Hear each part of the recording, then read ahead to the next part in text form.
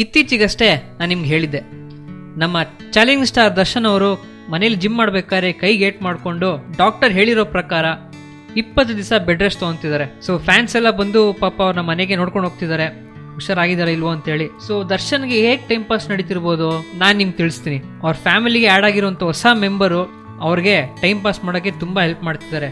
ಅದ್ಯಾರು ಅಂದರೆ scarlet macaw parrot from South America. ಸ್ವತಃ ದರ್ಶನ್ ಅವರೇ ಟ್ವಿಟರ್ ಅಲ್ಲಿ ಫೋಟೋ ಮೂಲಕ ಟ್ವೀಟ್ ಮಾಡಿದ್ದಾರೆ. I would love to introduce a new member from my family. Have named this scarlet macaw parrot from South America Chintu. ಈ ಒಂದು ಪ್ಯಾರೆಟ್ನ ಚಿಂಟು ಅಂತ name ಮಾಡಿ ದರ್ಶನ್ ಅವರು ಮನೇಲಿ ಸಾಕೊಂಡಿದ್ದಾರೆ. ಸದ್ಯಕ್ಕೆ ದರ್ಶನ್ ಅವ್ರಿಗೆ ಅದೇ ಒಂದು ಟೈಮ್ ಪಾಸ್, ಒಂದು ಹೊಸ ಫ್ರೆಂಡ್. ನಾನು ನಿಮಗೆ ಇದೇ ರೀತಿ ಸುದ್ದಿ ಕೊಡ್ತಾನೆ ಇರ್ತೀನಿ ನಮ್ಮ ಇಂಡಸ್ಟ್ರಿ ಬಗ್ಗೆ, ನಮ್ಮ ಇಂಡಸ್ಟ್ರಿ ಹೀರೋಗಳ ಬಗ್ಗೆ, ಹೀರೋಯಿನ್ಗಳ ಬಗ್ಗೆ.